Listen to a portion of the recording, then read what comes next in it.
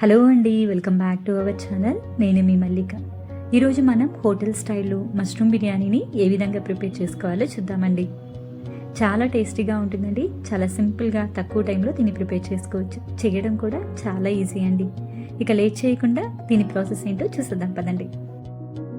దీనికోసం ముందుగా ఒక బౌల్ తీసుకొని దాంట్లోకి 1 కప్పు బాస్మతి రైస్ వేసుకోండి. ఈ ప్లేస్లో మీరు నార్మల్ బియ్యానైనా వాడుకోవచ్చండి. ఇందులోకి నీళ్లు పోసుకొని 1కి 2 సార్లు శుభ్రంగా కడుక్కోండి.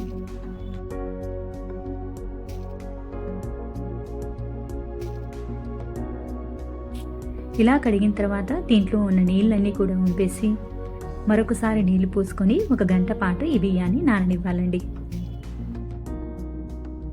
స్టవ్ వెలిగించుకొని ప్రెషర్ కుక్కర్ పెట్టుకొని దాంట్లోకి 2 టేబుల్ స్పూన్ల నూనె వేసుకోండి. నూనె వేడిన తర్వాత ఇందులోకి 1 ఇంచు దాల్చిన చెక్క, 4-5 లవంగాలు, అలాగే 1 బిర్యానీ ఆకు వేసుకోండి. వీటిని లో ఫ్లేమ్లో దూరంగా వేగించుకోండి.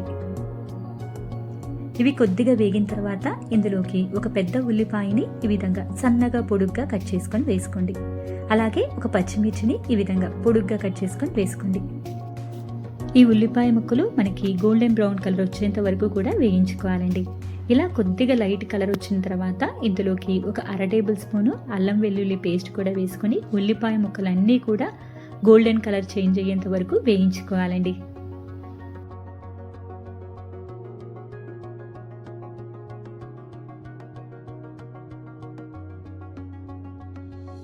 చూస్తున్నారు కదండి, మనకి ఈ విధంగా వేగాలండి.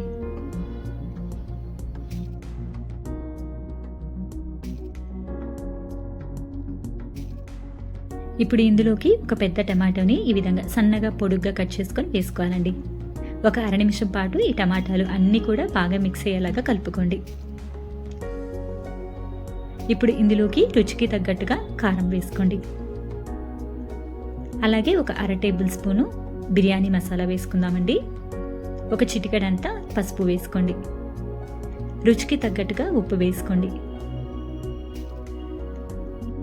ఇవన్నీ కూడా బాగా కలిసేటట్టు ఒకసారి కలుపుకొని టమాటా ముక్కలు బాగా ఉడికి పైకి నూనె తేలేంత వరకు కూడా ఈ మిశ్రమాన్ని మనం ఈ విధంగా కలుపుకుంటూ ఫ్రై చేసుకోవాలండి.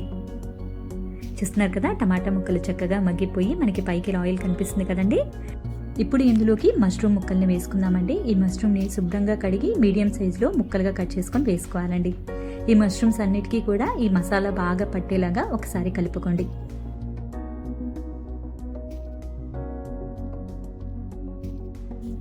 ఇందులోనే 2 టేబుల్ స్పూన్ల పెరుగు కూడా వేసుకుని 2 నిమిషాల పాటు ఈ మసాలాలన్నీ కూడా బాగా ఫ్రై అయ్యేలాగా కలుపుకోండి.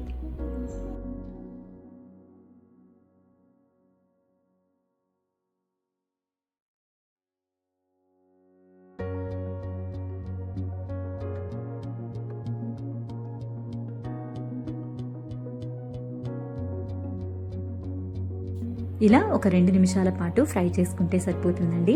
ఇప్పుడు ఇందులోకి మనం ముందుగా నానబెట్టుకున్న బాస్మతి రైస్ని నీళ్ళేమీ లేకుండా వేసుకోండి.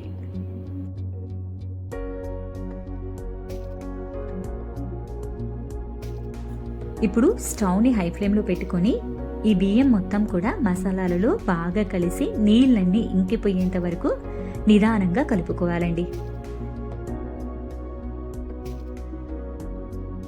ఇలా మొత్తం బాగా కలిసిన తర్వాత పైనుంచి సన్నగా తరిగిన కొత్తిమీరను కూడా వేసుకుని మరొకసారి కలుపుకోండి.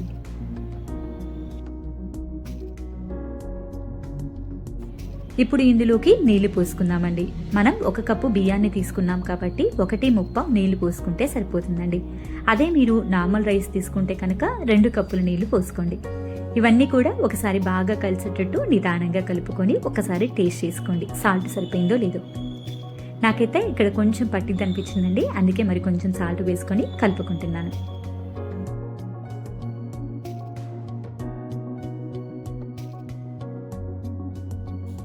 ఇప్పుడు దీని మీద మూత పెట్టుకొని హై ఫ్లేమ్లో 3 విజిల్స్ రానివ్వండి.